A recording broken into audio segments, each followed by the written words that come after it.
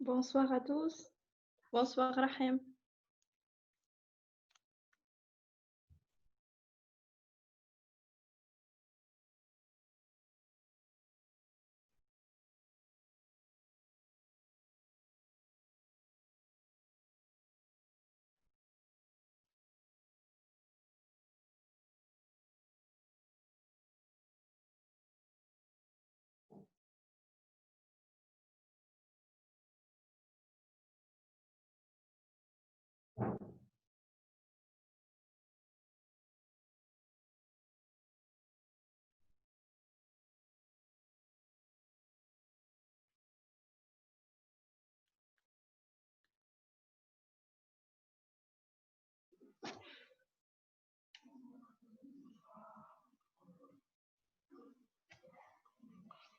Bonsoir, Bouchra. Bonsoir à tous et à toutes.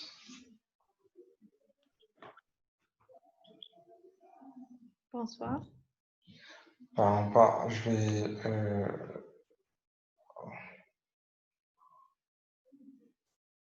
C'est bon, hein, en fait, aujourd'hui, c'est Bouchra qui va faire une présentation sur. Moi,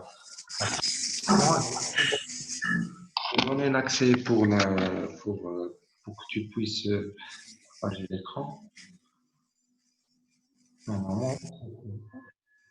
Là,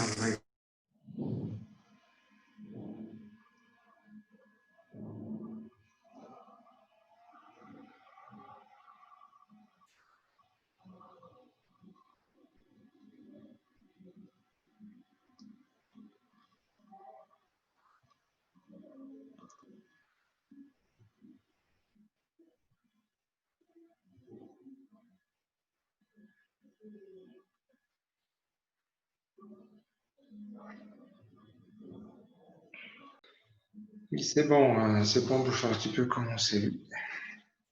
Très bien, d'accord. Voilà, notre thème aujourd'hui va se porter sur la communication, exactement sur les techniques de la communication. Donc, c'est quoi la communication? C'est l'art de créer et de transmettre les idées. Et les techniques de communication sont les outils et les manières de transmettre l'information. Et c'est ce qui est le plus important, la manière.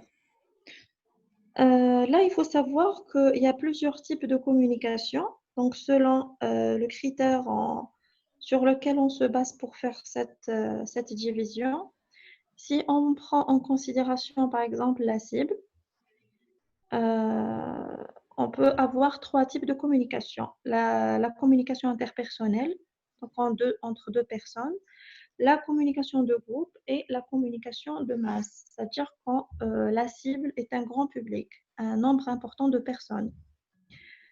Et les deux derniers types, avant-derniers types de communication, c'est en se basant sur le vecteur de la communication. Il y a la communication par média ou médiatique, par télévision, voilà, et leurs médias. Social media aussi, c'est très courant. Et après, leurs médias ou le marketing direct. C'est ce qui nous intéresse ici. En tant que délégué médical, on fait du marketing direct.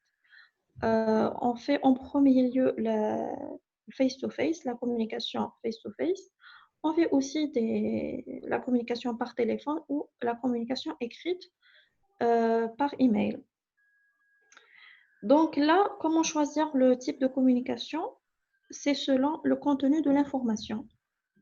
Par exemple, si l'information que je veux partager contient beaucoup de détails, des détails techniques, par exemple, des graphes, voilà, des schémas, et là, c'est logique, on va opter par la communication écrite.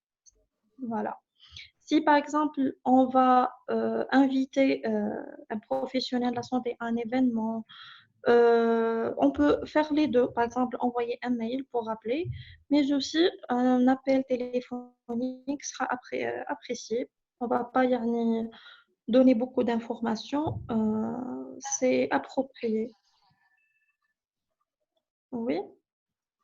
Et le face-to-face, là, c'est le plus important parce qu'on fait beaucoup de face-to-face et chaque jour des visites face-to-face.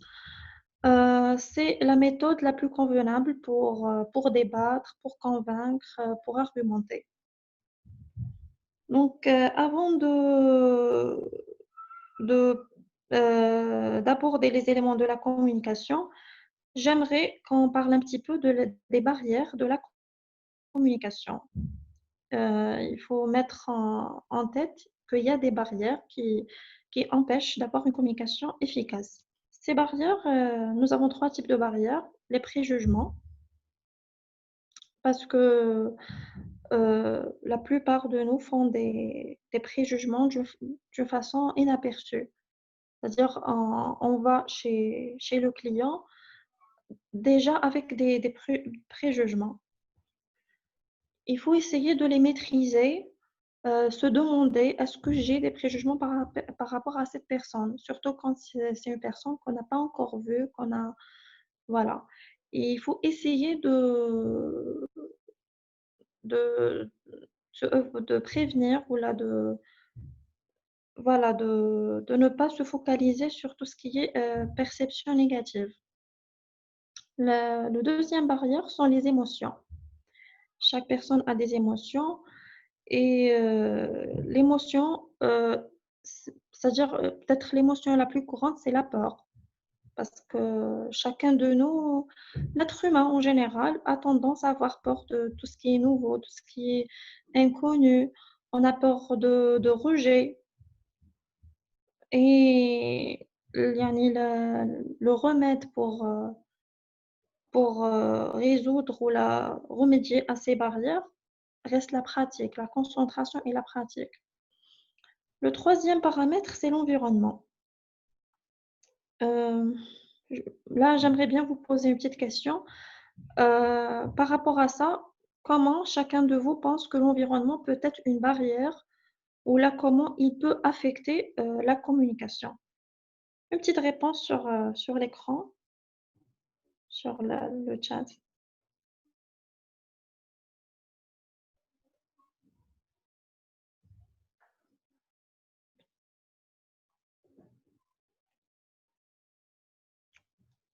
Donc, en parlant des barrières de communication, il y a le préjugement, les émotions, mais aussi l'environnement.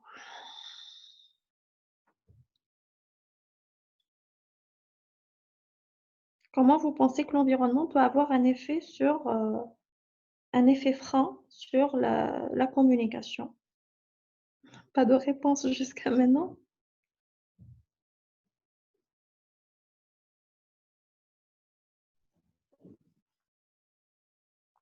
Ok, je vais y aller donc. L'environnement, donc aussi, il affecte la communication. Je vous donne un exemple. Par exemple, moi, je ne m'adresse pas à mes collègues de la même façon quand il y a un supérieur. C'est-à-dire une présence d'une tierce personne peut affecter cette communication. Donc, c'est juste un exemple. Donc, il y a vraiment trois types qui regroupent les barrières qui peuvent être des freins pour mener une communication efficace.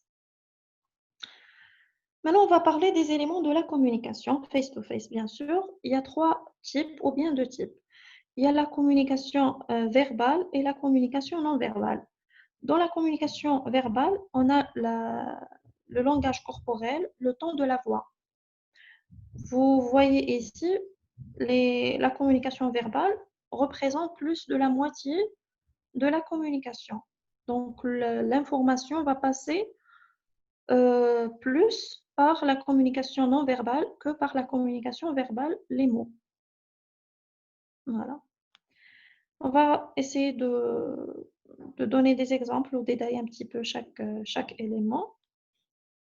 Donc, le langage corporel, c'est quoi? Ça regroupe, en fait, ça regroupe tout ce qu'on peut voir dans la personne. Posture, expression faciale, les gestes, le contact visuel et le ton de la voix. Euh, Moi, c'est en gras l'effet miroir. C'est quoi l'effet miroir? C'est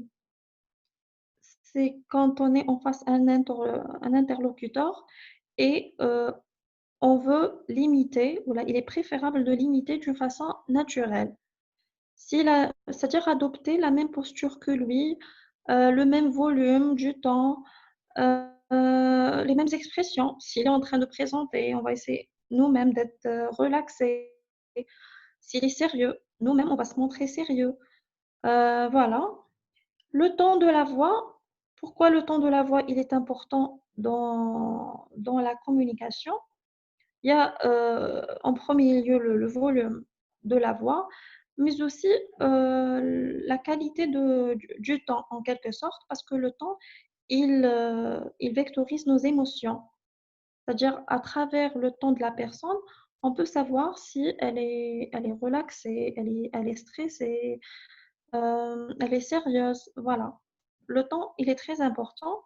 En plus, il y a un autre point ici, c'est l'accentuation, ce qu'on appelle emphasis. Euh, je vais écrire une petite phrase ici.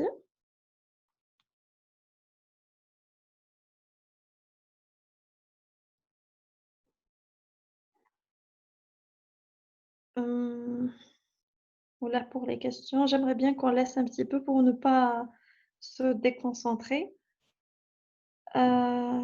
Soumia, vous venez d'arriver, là, je ne sais pas trop. Je vais essayer de revenir un petit peu en arrière, comme ça, pour faire un résumé. Ce que j'étais en train de dire, c'est par rapport au temps. Donc, pour la communication non verbale, on a dit que ça inclut le temps et le body language. Donc, le body language, nous avons la posture, nous avons les expressions faciales, nous avons la gesture. À propos du temps, on a parlé du volume du temps, les émotions que peut contenir notre temps et l'accentuation. Ce que je veux dire par l'accentuation, c'est le mot qu'on accentue quand on prononce, quand on dit une phrase. Par exemple, là, disons cette phrase, j'ai pas. euh,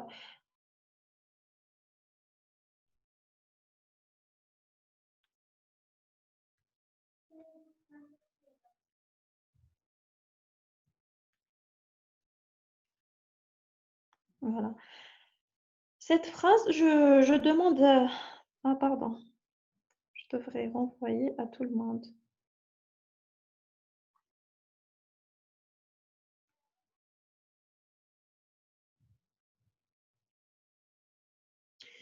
Donc, vous avez cette phrase. Je vais essayer, je vais demander pardon à chacun de vous de la lire, mais à chaque fois de prononcer d'une façon accentuée un mot par rapport aux autres.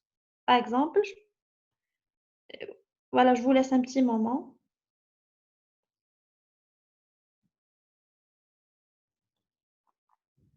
Vous allez voir que le sens de la phrase va changer un petit peu à chaque fois quand on change le mot accentué. Quand je dis par exemple, j'ai pas dit qu'il m'a emprunté son livre, c'est-à-dire on s'intéresse au pas. J'ai pas dit qu'il m'a emprunté, on s'intéresse à moi. J'ai pas dit qu'il m'a emprunté son livre. Le vif du sujet, c'est le livre.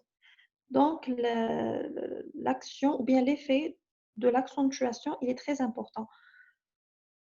Voilà, c'est valable pour toutes les langues. Après, il y a un proverbe ici qui dit it's not what you say, it's how you say it that matters most in relaying your messages. C'est-à-dire, ce qui importe le plus, c'est la manière avec laquelle on transmet le message. Oui, le message, il est important, mais ce qui est plus important, c'est la manière. Communication skills, c'est la technique. Ça y est pour les deux points, les deux premières parties ou éléments de la communication. Le troisième élément, c'est la communication verbale ou les mots. On n'a pas dit que c'est pas important, mais parce que la communication verbale a sa part et c'est plus clair quand on est, par exemple, en train de faire une communication écrite. Quand on est en train de rédiger un email, il faut vraiment choisir les mots appropriés. Quand on fait le face-to-face, c'est-à-dire on est en train de parler maintenant du face-to-face, Euh, Là aussi, il faut faire attention aux mots qu'on va prononcer, euh, qu'ils soient en cohérence avec la communication verbale. Et là, il faut mieux revenir vers la partie qu'a fait notre collègue Rahim par rapport au profiling des médecins. Parce qu'en fait, c'est le profil du client qui va déterminer mon style de communication. Avec un driver, je vais choisir un tel style, des mots différents que, par exemple, si je m'adresse à un autre type aimable ou voilà. L'autre élément que je voudrais qu'on aborde, c'est l'écoute active. C'est quoi l'écoute active? C'est d'être attentif aux mots et au langage corporel, c'est-à-dire aux signes verbaux et non verbaux qu'émet le client ou bien l'interlocuteur. C'est-à-dire quand je suis en face de médecin, je fais attention à ce qu'il dit, mais aussi à tout ce à tout ce qu'il émet, c'est-à-dire son ton, sa gesture, ce qu'on a abordé auparavant. Il fait très attentif à ça. Il y a aussi un proverbe qui dit You cannot surely listen to someone and do anything else in the same time.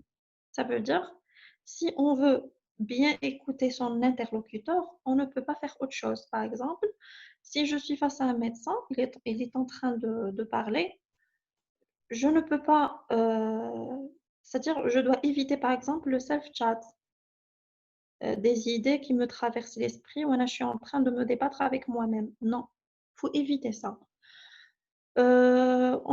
Aussi, par exemple, il faut, voilà, il faut, comment dirais-je, éviter de l'interrompre. Ça, on va rien gagner de ça. On va juste zapper des idées ou là, des informations qu'il était en train de dire. Dans l'écoute active, on doit maintenir un contact visuel, on doit montrer qu'on est concentré et comment justement par donner des feedbacks positifs à son interlocuteur, d'une manière verbale, aussi par d'une manière non verbale. Non verbale, en hochant par exemple la tête, les yeux, c'est les expressions faciales en général. Et d'une manière verbale, oui, d'accord, je vous suis. L'autre manière, c'est la reformulation. Vous, les docteurs, dire par ça que voilà, ah, je vois, ou voilà, et résumer aussi pour yani, confirmer qu'on a bien compris le besoin ou bien le message de notre client. Par exemple, en disant, docteur, si j'ai bien compris, vous voulez dire que voilà, voilà. C'est très important, l'écoute active dans la communication. Pourquoi justement c'est important? En quoi consiste, ou là, en quoi ça va m'aider de bien entendre? Voilà. Donc, un bon écouteur, il va réussir en premier lieu la prospection. C'est la toute première partie dans la visite médicale. Si vous vous souvenez, la récolte d'informations. Quelqu'un qui écoute bien, il va mener une prospection, une bonne prospection. Aussi, un bon écouteur, il va découvrir et cerner le besoin. Il ne va pas passer à côté.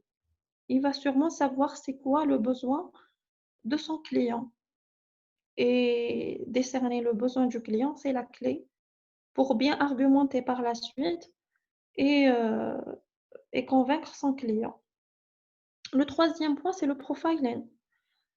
Moi, quand je fais la prospection, j'essaie de découvrir le besoin. Aussi, dans la visite médicale, je fais le profiling de mon client.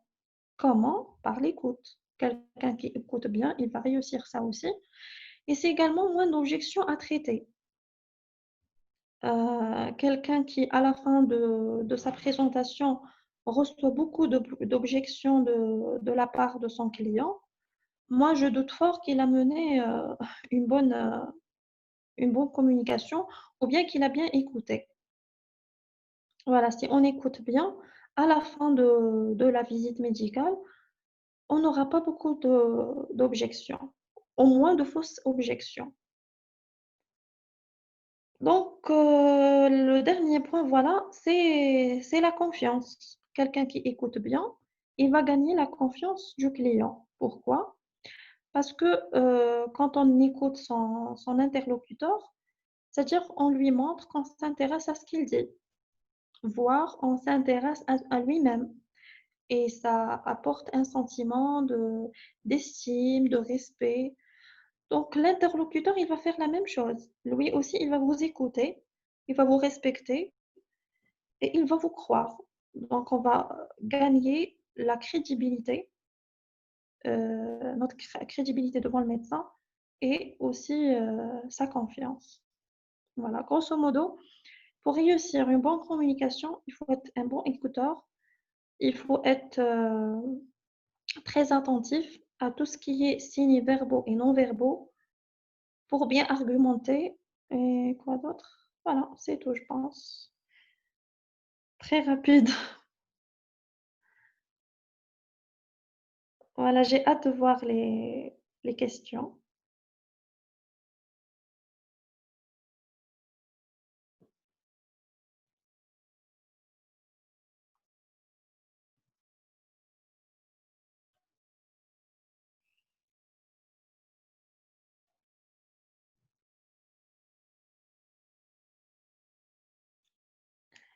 Celui ou celle qui n'a pas compris un point ou bien un point que j'ai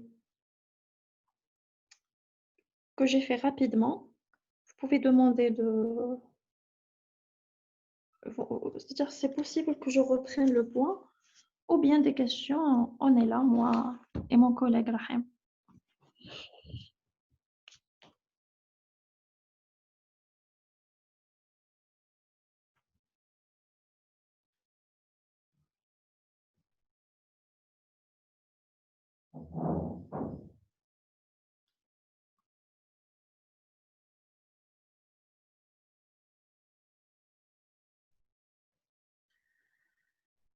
Le profiling, Rahim, parce que c'est le point que tu as abordé la dernière fois concernant les 4 profils des médecins. Pouvez-vous me réexpliquer le profiling? Ben, tu peux expliquer toi, moi j'ai déjà expliqué ça la prochaine fois, peut-être c'est quelqu'un. Bon, je sais pas où même est-ce qu'elle a assisté la fois passée ou non. Il faut tout d'abord savoir est-ce que tu as assisté déjà la fois passée. Elle n'a pas assisté. Ben, d'ailleurs, Pour la- c'est ce qui peut être compliqué. Ben, je vais vous inviter. Bon, je vais expliquer le profiling. D'ailleurs, il y a un enregistrement sur le groupe dans lequel tu vas trouver euh, toute l'information, que ce soit les profils de personnalité, les techniques de vente et les techniques de communication avec un exemple. Mais pour faire vite, bon, généralement en psychologie, il y a 4 figures de personnalité. Il faut savoir le cerveau, il y a 2 hémisphères. Il y a l'hémisphère droit et l'hémisphère gauche. Pour l'hémisphère droit, c'est le cerveau émotionnel et l'hémisphère gauche, c'est le cerveau de logique. Et là, je suis obligé, pardon, non, je dois trouver le.